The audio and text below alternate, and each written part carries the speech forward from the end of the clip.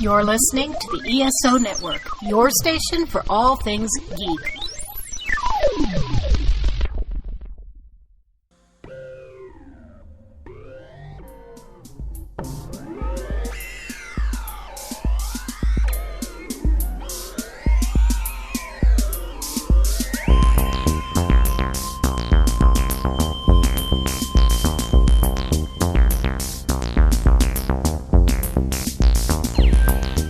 Before we get started, I wanted to show off my Harley figure for the Suicide Squad. If anyone knows what a BAF is, which is referred to as Build-A-Figure, what they do is that they put pieces in like 4 or 5 different boxes that has the other pieces for the characters. So in this case, I think it's 4 boxes to build King Shark. So the other boxes have other pieces for the King Shark. So if you buy 4, technically you get a 5th action figure, which I had to correct someone today. It is called an action figure and not a toy. Agreed. Collectible. If I take it out of the box, it's just an action figure. You know, one of the things that, and I'll kind of start off here real quick. Watching Suicide Squad versus The Suicide Squad, the 2 different versions, I'm kind of mixed because I have a nostalgia for the movie that came out in 2016, but I was excited for what's going to happen for this movie. And Harley Quinn has kind of been like the thread, oddly enough, for the DCEU, of all things. So I'm kind of happy, if anything else, to see this character still be within that universe. That still is the thing that as a DC fan, there's not much to be happy about in these days, other than there's some moments like we see like the Harley Quinn animated show, which is fantastic on the DC.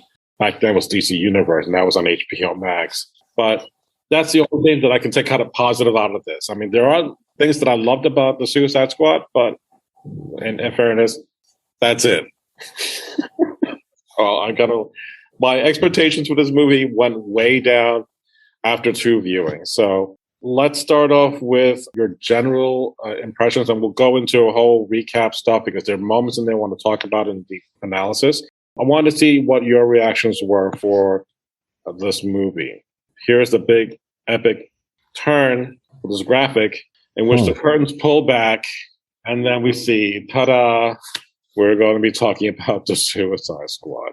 Jennifer, let's start off with you. What were your initial thoughts about the Suicide Squad or DC in general in relation to that and such? Well, I didn't expect the whole part of Team 1 to be eliminated. Beginning of the movie, I thought, oh my God, that's just like the whole team. I was kind of like, what am I watching here? And then the violence with the bird. So I was like, oh, these are odd characters, the weasel, all these new faces. I didn't know what to expect, honestly. It wasn't what I was expecting after I saw the first Suicide Squad. But, it was different, and these are different times. There you go. I just took it. I did watch it from home. The first part was kind of like, oh, they just killed off everyone. I didn't understand, but I just, sat there and waited for the rest to play out. But it had a lot of outlandish things, like new characters, all these things. Harley Quinn, again, is the thread that pulls it all together. But like it was mentioned, it's not a sequel. It's almost like a new Suicide Squad, like a new thing. Yeah. It's a weird baby hybrid thing. So, Jared, what are your thoughts? So I think my disdain for DC as a whole is fairly well documented in these programs. I went into it with a small amount of expectation, just because James Gunn was in charge, and the few reviews that I had seen were hyping it as, oh, finally DC figured out how to compete with Marvel on like big budget movies. And then I watched it, and it's a little hard for this because like some of the characters, like the Thinker, when I see the Thinker, I think of the character from The Flash season 4, the TV show, which was done extremely well. For TV. And then you have, for TV. And then you have this version of the Thinker that was just like not what the Thinker is, in my opinion. It was like a really toned down, like almost wimpy version of what the Thinker should be. And then the bad guy, if you will, I was just sitting there. I remember thinking, man, the best thing you could come up with to try and compete with Marvel is a giant hive mind starfish from outer space. I mean, in fairness, the character has a little weight in the DC universe. I guess, but like the first thing I thought of was like, this reminds me of the like sci-fi original movies, like Sharktopus. Right, the Asylum just made with way more money. Like the graphics and the special effects and everything are fantastic, but the whole like movie as a whole, I'm just like, yeah, this is Sharktopus just with way more money behind it. Yeah. Indeed. Patrick, what are your thoughts?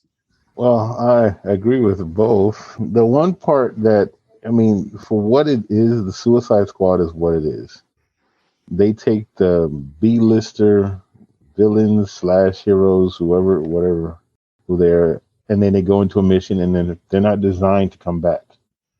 If they make it back, great. If they don't, and so I think that's probably why James Gunn created these, or certain characters that were put in this movie to be collateral damage for the sake of what it is. And that's what the Suicide Squad is. They're not there to be like, oh, let's bring them back and get to understand who they are. No, they're supposed to die. They're fodder. They're like that Star Trek character from the original series that wears a red shirt that beams down and is supposed to die per episode. So this is what you had. And it made sense just in a gory way, you know. And I actually like the way they did Starro, because that's kind of hard to pull that off. And the way he pulled it off, I mean, I go into all, even Marvel movies, I go in there with low to no expectation. Because when you get too hyped up, then you start looking for like the most perfect movie, and then you just leave. Even if it's a good movie and you just feel like, no, it wasn't good enough. So I already went there with no expectation. And I actually enjoyed it, although it was disturbing. But ultimately, I enjoyed it. And it was just like, okay, it makes sense for who the characters are and you know, the purpose behind it. Now, certain characters I was trying to understand why were they there, and I didn't understand why they killed off certain, like Boomerang. I was kind of surprised they killed him off. I would have liked, because I actually liked him in the first one, and I thought they were going to still bring him back for more comedic purposes. But you know, all right. Well, we'll definitely go through the whole movie more or less without the bloodiness, the violence. So it is really tamed down. But the moments that we'll get there, we all know those moments. But since you mentioned Star Trek, today is Star Trek Day. So, wow, it is. It's the day. It was 55 years ago that Star Trek premiered. So, happy Star Trek Day. I'm surprised I didn't remember that. Well, with all the current, I'll leave it that conversation for time. Because I'm like, shut it. Fine, I'll leave it where it is for another time. But you brought up Star Trek. I thought I'd just make it known. Since That's good to know. Thank you. We're geeking out over anything. Hey, why not? Cool. All right.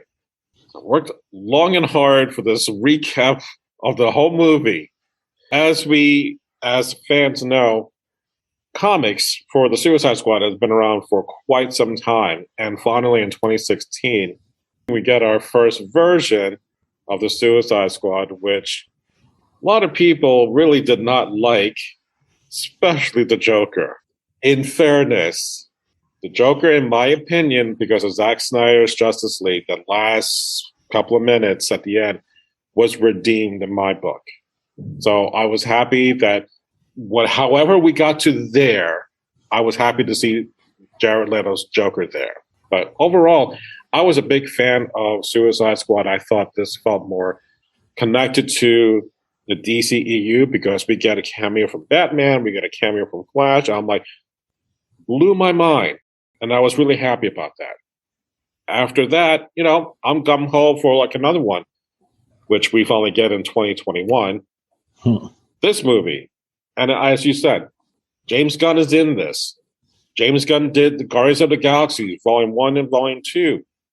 That's someone I'm like, yeah, if Marvel has him, DC should be like, yeah, let's wrangle him in. Why not? But then, like the situation like what happened with Justice League, the original one, Joss Whedon came in, screwed that up. That's a different conversation altogether. But I felt better now that I'm like, James Gunn, what can he do? He can do no wrong. And we'll talk about my thoughts of that as we go down the road. Anyone would like to talk about the old movie versus the new, or any feelings about either one? Well, I could tell you that Amanda Waller, she stayed true to herself. She is, she's a monster. She just, creates these teams, and she's like, well, I'm getting rid of them if they don't do it. They're just disposable to her. And I like that her team wised up, because in the last movie, her team ended up eliminated at the end. So I guess she trades true to character. That was the only constant thing that I saw from Suicide 1 Part 2. Everything else was just new ground, very odd. The shark, just everything. Polka Dot Man, all those weird heroes. And there was no Joker. Harley was like free of the Joker, so she was like this new liberated woman. And I like that between her and the Rat Girl, they basically are the ones who were able to end off Starro. Jared or Patrick? So I actually didn't mind the first Suicide Squad movie that much. I thought it was pretty entertaining, and I thought the storytelling with it was actually not terrible. I think the biggest problem that it had was marketing, because almost everything I saw leading up to it was talking about the Joker being in it. And then he had like a cameo, if anything. And I think that upset a lot of people because they were expecting him to have a much larger role in the movie, and he didn't. But overall, I thought the characters were done really well. And yeah, Harley, from movie 1 to movie 2, there was a lot of character growth that they showed with her. But I think her and Joel Kinnaman's character are probably the two characters that I think have the most staying power out of the two movies. And I could see them doing eventually maybe another Harley Quinn spinoff, but I don't know, after Birds of Prey with that whole debacle. I like Birds of Prey. It was different, definitely one of those like, no, I'm all in for this. Granted, it's not the same Black Canary in my head that I would vision from the comics or even from the TV show, but this is just their version of Black Canary. I was fine with this. Or even Huntress is not that. It looks more like a TV version of the Huntress, which, oddly enough, in Arrow, there was a TV version of the Huntress. So, yeah. But in any case, I still had more fun with it for what it was able to do. I think one of the biggest problems that DC has is they're using a lot of the same characters that they've already established in the TV shows a little bit. And for whatever reason, the characters in the TV show, those versions are better than the versions in the movies, which I think is creating a problem for a lot of the fans. We're like, well, why does the low budget TV series have a better version of the Thinker or the Huntress than the big budget Hollywood blowout movie? Because someone has a plan. That is true. I don't think it's working. Well, can I interject on this one? Now, I agree with especially how the first Suicide Squad and first of all, if you look at how the first Suicide Squad was, you can see how the characters, you can see the characters kind of associate with what's on the small screen. Whereas this one here, you're literally just starting fresh with these type of characters, even though some of them you probably won't get to know anyway. But the difference between the TV and the movie aspect for DC is the fact that they have time to develop these characters. Whereas here in the movie, that hour to 2 hour time frame is what you got to know the character, and if the character survives, then maybe for the next sequel. But in reality, if you, not to go on the whole Marvel DC thing, but I think the way James Gunn handled the Suicide Squad now, he actually showed it the way it's supposed to be. You know, it's like, and like I said, what surprised me, like I said, they got rid of Boomerang, and Boomerang has been around for a long time, and that was like, he's actually one of the main staples of the Suicide Squad in the comic books, and he's still alive. Well, he was dead at one point, then he came back, but that's another long story. But when I saw how he was gone, I was like, oh, this is serious. So knowing James Gunn, you don't know who's going to survive when you first watch the movie. Right. So in some ways, it's subverting expectations, right? Exactly. So it's one of those, like, I was even taken quite aback from the opening. So right off the bat, as we start off with the movie with Michael Rooker as Savant, and he has that ball in prison, and he's bouncing around the ball and catches it. And then that bird comes in, and I'm like, please don't. Please don't. And You see it coming. You see it coming. So it for me as an animal lover, granted, it's CG, I get it. But it's one of those that I'm like, the second time around, I'm like, fine, I get it. This is a bad guy. He has very little value for life. So what you do, you show it. You don't tell me that he's a bad guy. You demonstrate that perfectly. So for doing that, for me not being on board for this character, fine, you got me on that. Because he's a villain. That's what villains do, you know. But he gets drafted, so to speak, into the Suicide Squad. And oddly enough, this guy here, John Ostrander, is one of the writers for the Suicide Squad comic books. He's the one that gets to inject the back of Savant's neck, the microchip. So I'm like, that's kind of nice. So from there, we get our, supposedly, the Suicide Squad. So we get our TDK. Yeah, that was the... Okay. Oh, yeah. That was... I love Nathan a lot. And him playing this character, that I'm like, that's his superpower. It's really ridiculous. But it fits with him. Oh, it does. It really does. It totally does. And I love that he doesn't care how small the role is. Just give me that. That stands out. We have Pete Davidson, unfortunately, as the Blackguard. Does anyone know if he's in the comic book? Because I've never heard. Yeah, I didn't even bother looking him up at this point. I just figured, you know what? Yeah, it's just I didn't even bother. Okay. Courtney. I wish they kept him alive. Which, you know, again, kind of happy that he's coming back. Not that he's leaving that quick. Sean Gunn, who played Diesel. Yeah, that was another interesting thing. We also have Mei Ling, I can't pronounce her name, is it Eng? Mon Gal. Is she kind of related, like, to Starfire's race? That's what I was thinking, is that was the case, but she didn't exhibit any of the... You would think. So, okay. Yeah. Flula Borg, who played Javelin, who's a comedian. Again, never heard of that character. Margot Robbie's back as Harley Quinn. And Joel Kinnaman as Colonel Rick Flag. That's our Suicide Squad. So they go on the mission. Starts off with Weasel dying. I'm like, did no one check to see if he could swim? No, apparently not. So Savant brings him in, checks, got no pulse, and that's when everything starts going down to hell.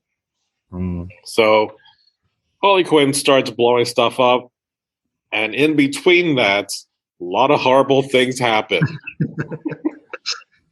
Oh, yeah. I mean, I'm not going to show anything about that. We all know what had happened. But start off with Pete Davidson, and I'm like, what? Blackguard. What happened to his face? Yeah, I think that was the most gruesome. Well, no, there was more. No, there was. It's the start of many bad things. So really, the only two people that kind of survived of this is Rick and Harley. So what a surprise. But then we get the other surprise. Who is this group that also lands on multiple cultists? The actual Suicide Squad. Which I'm like, wow. Even I didn't see that coming. Because I'm like, you're not going to kill Harley. You're not going to kill Rick. So they're safe. Which goes back to the question. It's like, did he know that he was being set up? That he wasn't the real original team? That's what I'm saying. Amanda Waller is just true to herself. I mean, she is relentless. I mean, that's her right-hand man out in the field. I think they addressed that in the movie at one point, and he didn't know. Right. Because they both tell Waller, how could you not tell me there was another team on the island? Right. So that in itself, I'm like, I'm out. I would have been out if that's how you're going to do me wrong when I've been like believing in your mission statement, so to speak, having the Suicide Squad. That's really cold, to put someone out like that. So we do get to see our true now Suicide Squad. We have Bloodsport, Bloodshot, Bloodshort, Deathstroke. Yeah. That was the 90s. There's only one Bloodsport. Van Damme. Bloodsport? Yeah. Okay, that's what I'm making sure. Yeah, that's the only Bloodsport that matters. We get Polka Dot Man, David Dastmalchian, who was also in Ant-Man and the Wasp and the first Ant-Man movie.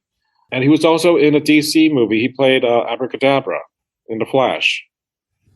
I just saw the last season, currently. He's in there, or he's back as that character.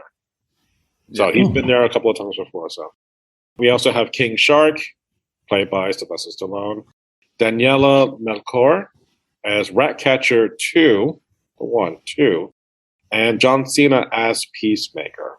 So as we move on, they're told to eliminate this group by Waller.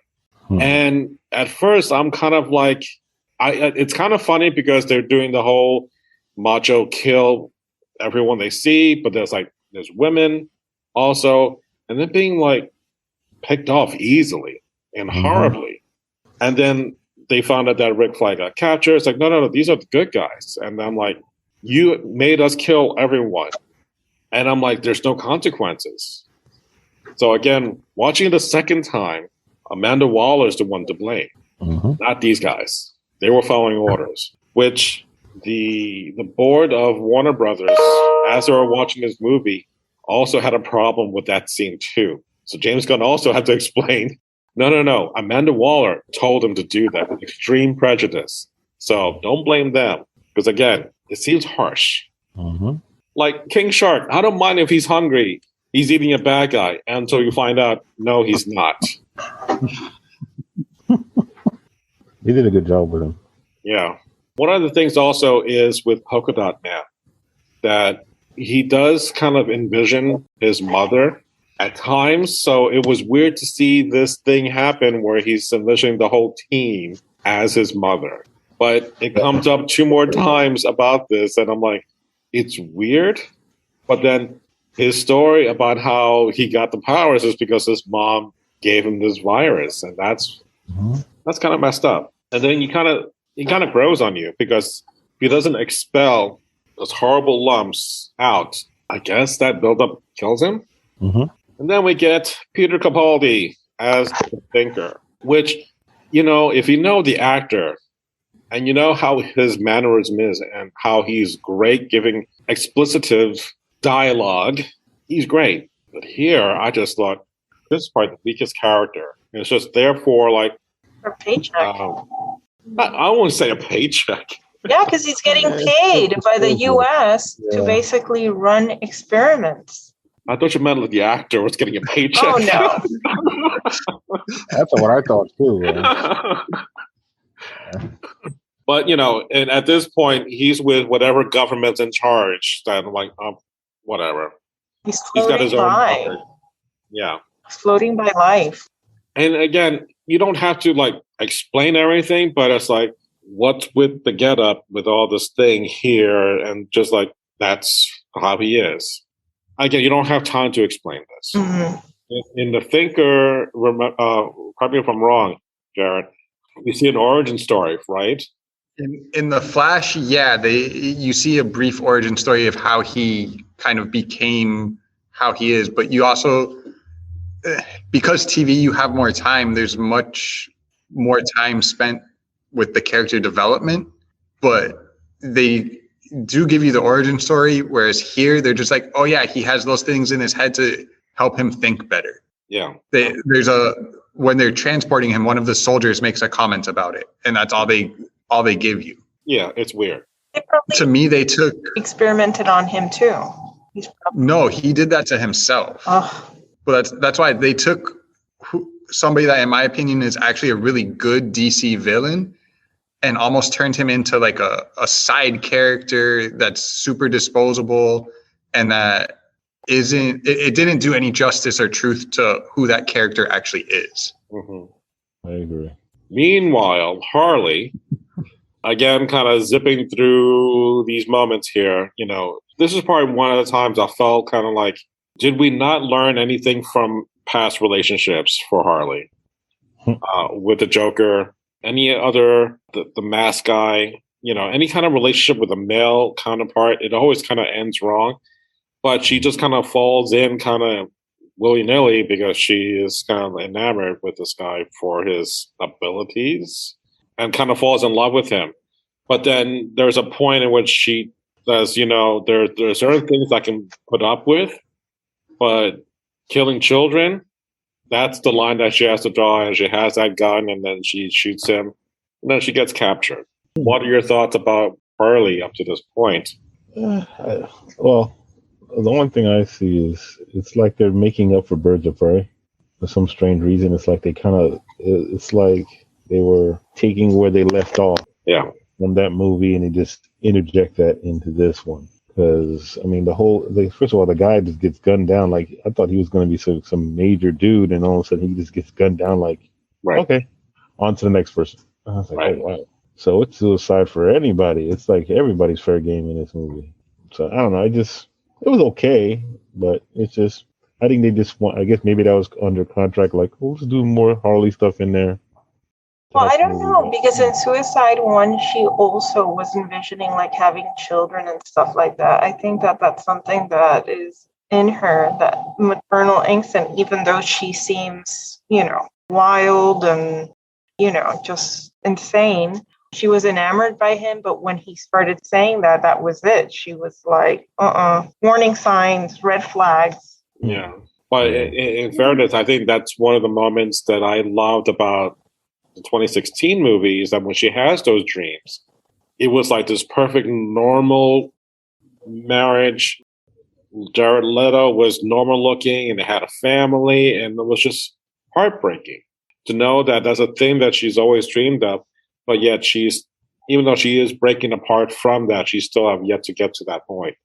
And here's another thing that comes along, and she kind of stops it from repeating, but she also allowed herself to be into that position too. In the camp before, they get information about the Thinker. So along the way, on the strip, we get to see Ratcatcher 2's past history, in which her dad, unfortunately, does overdose. But he has this special ability with the rat, with the wand. I wasn't sure if he created that technology. Does anyone remember I was able to control the rats? Yeah, I think he created it, and that's one of the things she talked about is that he used to be like a super well-respected scientist. Yeah. Until he created this and started working with rats, and then he was like mocked and ostracized by his peers, and that's why they ended up in the situation they were in. Okay. So, again, it's an interesting move. Taka Waititi does a cameo in here. Mm-hmm. He was going to be playing a different role altogether, but at the first time that this role was being offered, he was off trying to do Akira and couldn't do this movie at all. Then Akira fell out, and then he reached out to James Gunn. It's like, look, I know it's late, but do you have anything? And it's like, well, he put him into that role for the first Ratcatcher. So, but I do like in this moment that, as we're finding her story, there's a connection between her and Bloodsport. Like, I'll protect you, you protect me. Not to say there's honor among thieves, but I never felt like they're bad people, especially for Ratcatcher 2. She just uses the rat to kind of make sure that she has her needs met, however way, with jewelry and getting money and so. So, it's not that bad. So to get to the club that the Thinker likes to hang out, and again, Polka Dot Man starts thinking about dancing with his mom, which is even weirder. I mean, oh my God. Yeah. Very disturbing. So again, I understand that this is a thing that it plagues him, but I was like, I'm not sure how I'm going to take that one. I don't know that we needed the visualization of it. Agreed. But it's there, so. Wow. Okay, so the Thinker then is going to be taken away to the back because the Americans are being made out, so Bloodshot and Peacemaker run interference with the army that was looking for them. And then, of course, something happens after they get arrested, they're able to break out and they come out. It's like, let's go to do our Operation Jotunheim. And then Rick says, no, it's Operation Harley. So off they go to go rescue Harley. And Peacemaker is like, I don't get why you're going after this freak. She's nothing. But, there is a connection between her and Rick. But all along, as she's getting hit and tortured, she breaks out. And she has probably one of my favorite moments that colorfully, I'm like, that's how she sees the world. When she's in that killing spree moment, that is brilliant. That's what I want to see more of. Not so much like I want to see like killing be enjoyable or fun, but at least here it kind of takes the sting out. Like if you're watching Kill Bill and where she goes after the crazy 88, I think. Crazy 88. It goes from color to black and white to lessen the saturation of blood. That makes sense because that's how she deals with that in her mind when she's slaughtering everybody, and then she blinks and then is back after that action. So in this case, in Harley has that visualization of the flowers and colorful metaphor. It's fantastic. That's what I want to see more of. They could do more with everyone, but so again, that's why I love this character for that reason. Just for that one shot, I'm happy with that. And then of course, no, she's there. It's like, what are you guys doing? It's like, oh, we came to rescue you. It's like, oh, we're here to rescue you. And I'm like, I get that, but I'm like, why would Bloodsport need to have that stupid helmet to climb up? I'll never know. I mean, if it's going to be covering his face, fine, I guess. But so back to, since they have the Thinker, they're going to start interrogating him, threatening him. Then they go onto the mission, they go onto Jotunheim. And then once we get there, they're planning to blow it up. And then we get this little moment where the teams are separated. We get the dirty little sequence in which we find out. Again, I'm not showing a whole lot here because that whole scene was just too much. But the operation that they were doing on Starro was carried out not on behalf of multiple cultists, but the American government to use Starro in different manners. And then Peacemaker is there to make sure it gets buried, so to speak.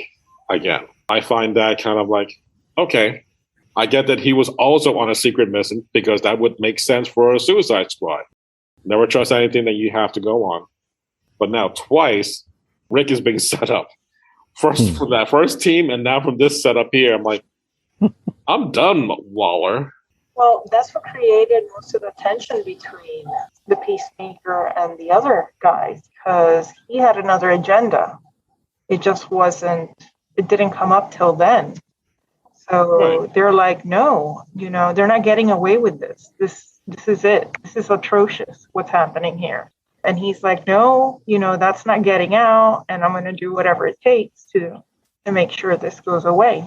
So from there, we get this 8 minutes earlier, because I'm not going to show the fight they had or how Rick gets killed, which is way too graphic for even my own taste to see Rick get impaled the way he did. Yeah. I mean, I'm all for you take a kitchen sink or whatever and you beat them down, whatever. I get that. But to see someone get that and then go a step further, that's really. But the 8 minutes earlier, we get the whole moment with Milton being killed, who was another of the rebels who are going along on the ride, so to speak. And Polka Dot Man is the only one who remembers that he got killed. And then everyone's playing dumb, which is kind of weird. Like, who's this Milton guy? They don't care. But again, these are not likable people, so their value of life, in my opinion, is like, they don't care. As Polka Dot Man is kind of like seeking revenge, he accidentally causes an explosion because of the explosive that they were trying to plant everywhere, but his polka dots just came a little too close and started this cascade effect. And I could not find anything screen cap wise, but the moment is that Bloodsport kept going down floor by floor until the moment that he saw that Peacemaker was going to kill Ratcatcher too. But then that's when he comes down at the very last moment, and that's when we have this kind of like shoot off, because they did kind of mention that his bullets are small enough to go into another bullet. Mm-hmm. And I'm like, okay, until we actually see this moment in which the smaller bullet penetrates. And I'm like, all right, I'll give you that. It's a cool moment. It was a cool moment. Little camera trick. Yeah. And wait, there's more, because now Starro is now open. Now we have Starro, or Suicide Squad versus Starro, which I'm kind of like, I'm okay with their story, their backstory, how this was found in space and the astronauts were brought back. I felt bad, but on the same token, Starro is Starro, it's not also a good guy. So at this point here, my own little video clip.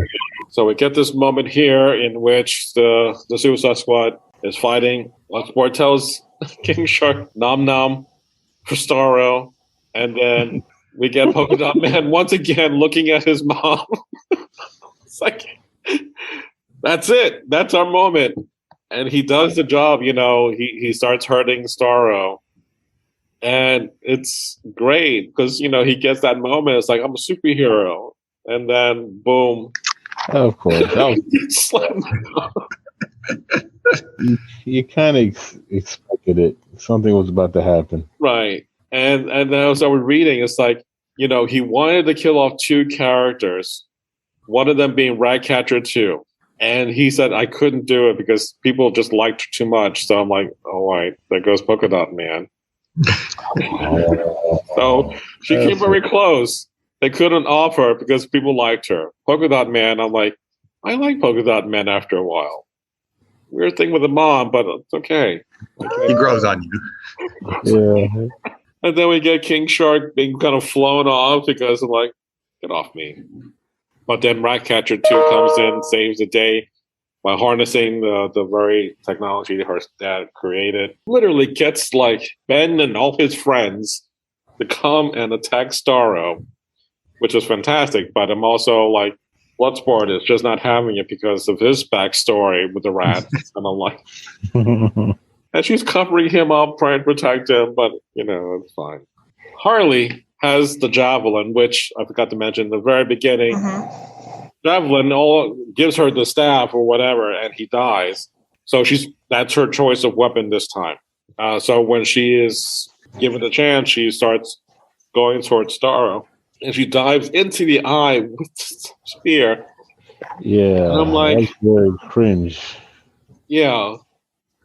And then the rats come in too, into the eye and start gnawing on the optics. And I'm like, sure.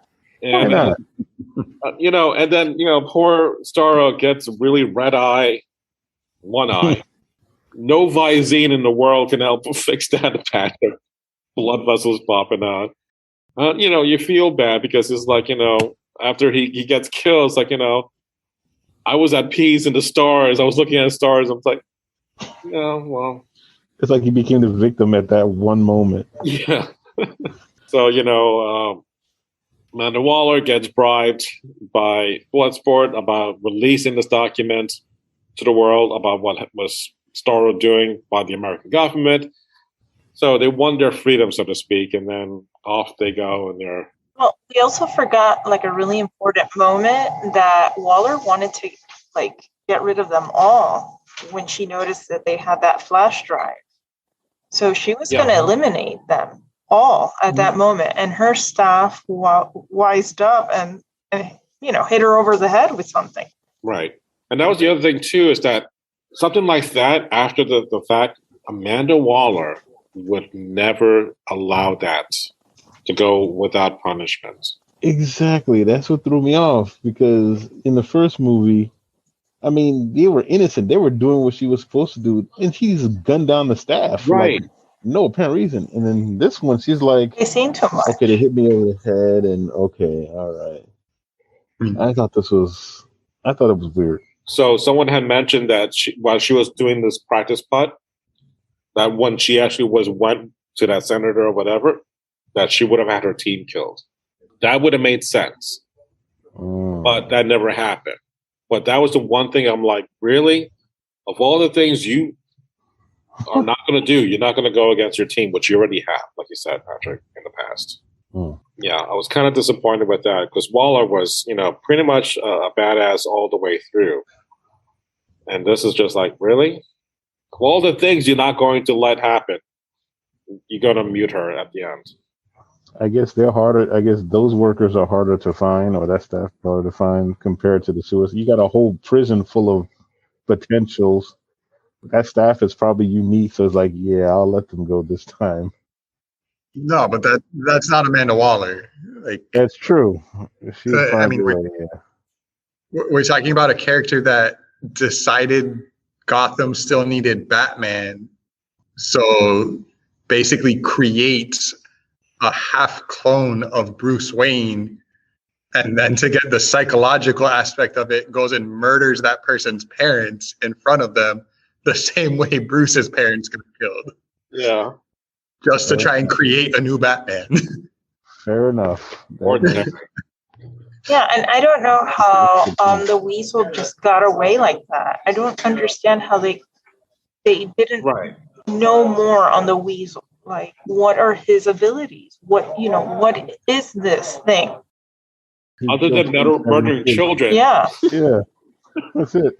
I feel like the Weasel was only there because James Gunn wanted to mess with his little brother and say, look, I gave you Guardians of the Galaxy. You're going to do whatever I tell you for the rest of your life now. Oh, God. And I'm your older brother because I said so, was used multiple times in conversation. Mm-hmm. And that's how we ended up with Weasel. Yeah.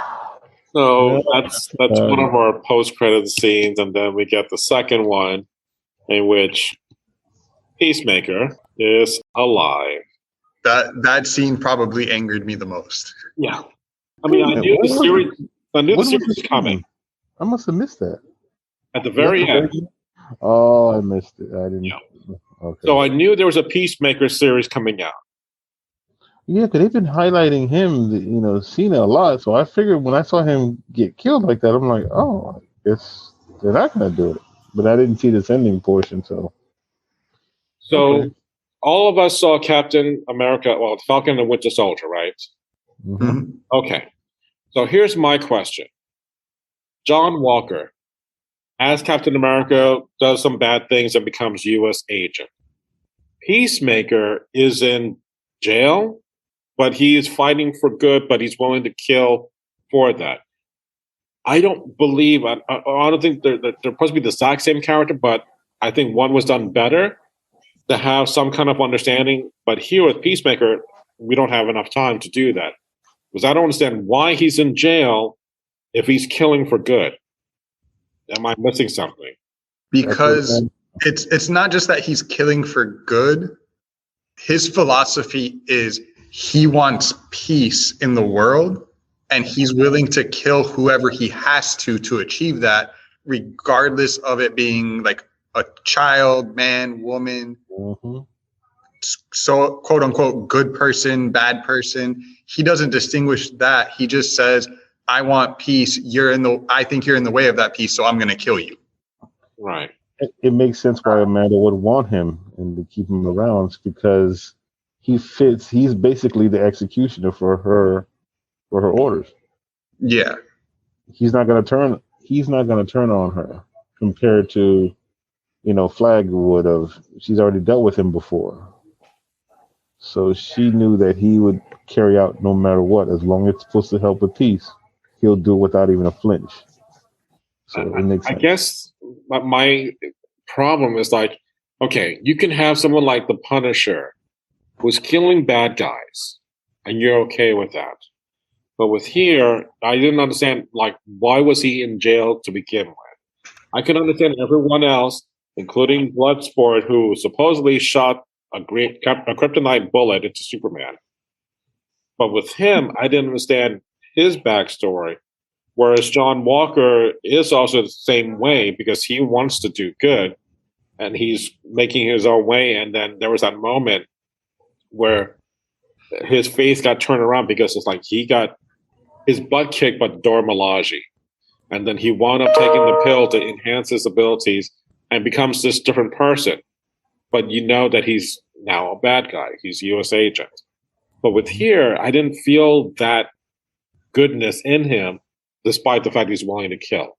So I don't know if it's probably just my perception about these two similar characters, but I don't know. I think part of it is it's like you said, they didn't have enough time to go into a lot of background on Peacemaker. And I think they were intentionally trying to keep some of the details kind of in the dark about him. Right. Just because they knew they had the series coming out at some point that they're going to use to establish the character more. Right. But they also wanted that, like, I'll say surprise or shock factor towards the end of the movie, where you find out that he's on a separate side mission working for Amanda Waller, and that he'll kill anybody on the team to make sure it happens. Right. Whereas if they went into his backstory beforehand, you would be like, oh yeah, I saw that. Like, I could see that for him. I'm not shocked or surprised by that. Yeah. Because I guess in my head, I'm thinking that he's more like a Rick Flag on that team. Like he is just one of Amanda Waller's just hired hand. Yeah, I think that's what they wanted you to feel and think until that shift where he fights Rick Flag and kind of turns on everybody. All right, so just to promote our stuff on Hoopla, hats off to me for that Suicide Squad album. It's very pop centric, but I love the whole soundtrack. It is fantastic. It is a lot of fun just to listen to that. This one, I mean, James Gunn loves playing music in his movies, and I love Guardians of the Galaxy. Volume 1 is one of my favorite soundtracks, high up there. Second one was okay, but this one it has its moments. But in any case, it's available on Hoopla. And of course, tons and tons and tons of comics in our collection as well as on Hoopla. So there's enough to satisfy everyone. And like even the Suicide Squad has like a case file for each of these different characters. So if you want to know more, I guess that's available too. Yeah, and some Easter eggs. Mantis of Guardians of the Galaxy was in the club. She was the singer. Yes, Mantis. Mm-hmm. Yeah. And I was like, why is lingering on that one character, that one woman? I'm like, oh, I know who she is. Yeah.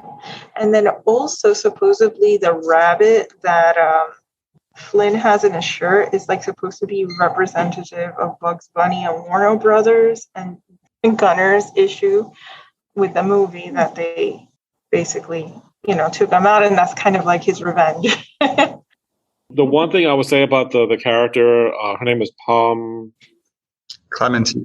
Thank you. Her playing Mantis, she's a lot more attractive as Mantis than she is in real life. I don't know if it's because of the black guys and the antenna. Wow. But I just find, I'm sorry. It's just probably the dark hair. That's probably what it is. Yeah. It's the dark hair. No brunette guy. We'll go with that. We'll go with that. All right. So any final thoughts? I'm glad we got through all this. Well, and I also, again, I really like that it ended with Harley and basically Ratcatcher 2, who brought down Starro, because it shows, that there's strength in women. And that's a big point. None of the others were able to do it, but they themselves got it done. I mean, literally, it's like the 1-2 punch. But anything else? No, it's pretty much what it is. I mean, yeah, I'm sad to say that even watching it twice, I still didn't like this. This is not the kind of movie that I'm like, I want to buy this for my DVD collection. Yeah, it just a lot of violence. I'm saying this as a DC fan that supports as much as I can. I cannot, in good conscience, buy this. Yeah, it's like a 1 or 2 time watching and that's it. And usually for me, a movie that lasts is like if I can sit down and watch it, it can come on TV and I can still watch it. Like for example, The Winter Soldier. Yeah. Every time they play that, I'll watch it. It has that staying power. This didn't really have the staying power. Yep. It has a shock value, and once the shock value wears off, it's like okay. I mean, it's still a good movie. It's just it just didn't want. It's not rewatchable for me. Like once I've seen it, seen what they can do, how it's set up. Okay, I'm good. I mean, if there was going to be a ranking of DC movies for 2021, Justice League, Zack Snyder's Justice League, the 4-hour version, hands down, I will watch that both in color and in black and white because it is that good. This one, not so much. Not even by a mile. It is just. Yeah. If you're willing to spend that much time on the Justice League movie, Monty, I think you have too much time on your hands. You know what? It's quality time. It doesn't feel like 4 hours. It goes by a lot quicker than you think. It does. You get Oh no, I watched it. It did not go by that quick for me. Well, I don't know. Going off topic, if any of you watched Cruella yet, it is such an amazing movie. Oh my god! If you haven't watched it, watch it. It is so great. At the end of the month, we'll be talking about it. Yes. Everybody's been telling me, but I don't. No, it's amazing. You need to watch it. I mean, it's just really good. It's on my list. It's really good. It's worth the time. It really is. I'm gonna watch it. It's just that it's not like my priority. But everybody so far, even my friend who saw it, you'll be surprised. You'll be pleasantly surprised. It was really well done. We'll have that conversation, Jennifer, because I haven't watched it yet. Yeah. I will hold you to your word. Oh, you will. You'll remember me. I'm going to give it a chance, but it's only because I've been hearing some good things about it. So otherwise, if there was no good reviews, I would not have watched it. Right. I mean, it felt and had this kind of Joker vibe. No, it's better. I'm sure it's better, but it kind of like, no, it won me on that point because I'm like, I get it. It's the origin story of this villain. I'm like, if Maleficent can work, the first one was fantastic. To tell that kind of story and tell an origin story for a bad guy, I can see more of villains being told in a similar. Oh no, Disney's going to do it. They found a niche and they're doing it. That's why they do it. Exactly. Yeah. Except for Hook. Hook has already been done, so you don't need to do Hook again. Hook is perfect and doesn't need to be touched. No. Hook is not awful. Oh, it is, but it's a very that's one of those movies from my childhood that I'm like, I recognize it's completely terrible, but It's terrible in the most perfect way possible and should not be touched. Okay, fair enough. All right, so next week, which I will not be here, but Jared is going to carry the torch, so to speak, and as well as Osmar, Masters of the Universe. It's only with an asterisk because it's only 5 episodes. We're supposed to have had the other half by now, from what I read, and that never happened. They announced the release date for the second half. I think it's actually at the end of the month. Okay. I think. But Well, because there was a I'm new not Netflix, happy about it. because there was a series, a new movie, He-Man and the Masters of the Universe, computer generated, that was coming out in September. That's not it, is it? That maybe. I remember seeing something about Masters of the Universe at the end of September on one of the Netflix lists that I was looking at. I'm having a feeling it might be that.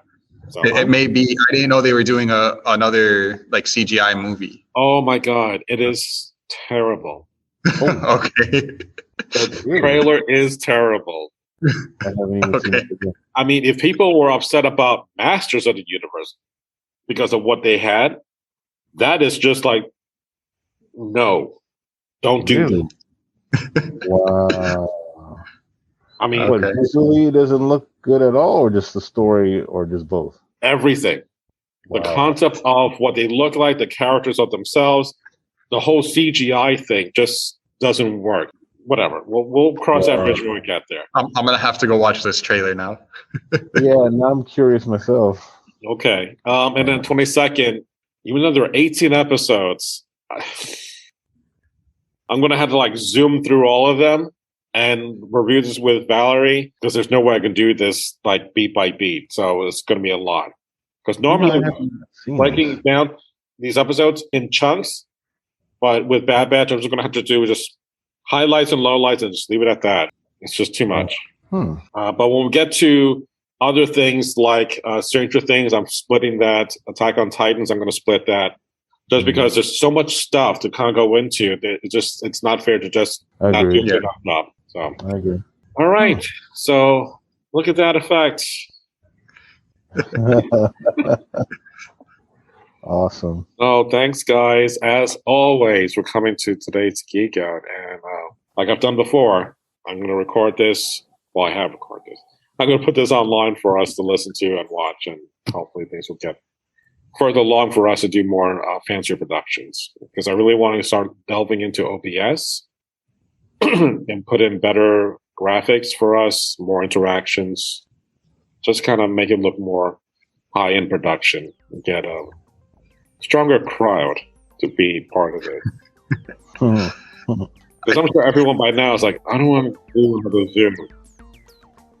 So, all right. I think if we get back to doing in-person programming, this would be a good hybrid program. Yeah, and that's still going to happen. Yeah, that still happens. Yeah, regardless. Yeah.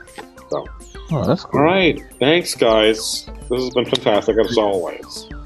Yes. Thank you. All right. Thank you. Take care, Bye, guys. everybody. Bye-bye. Good one. Stay safe, everybody. Take care.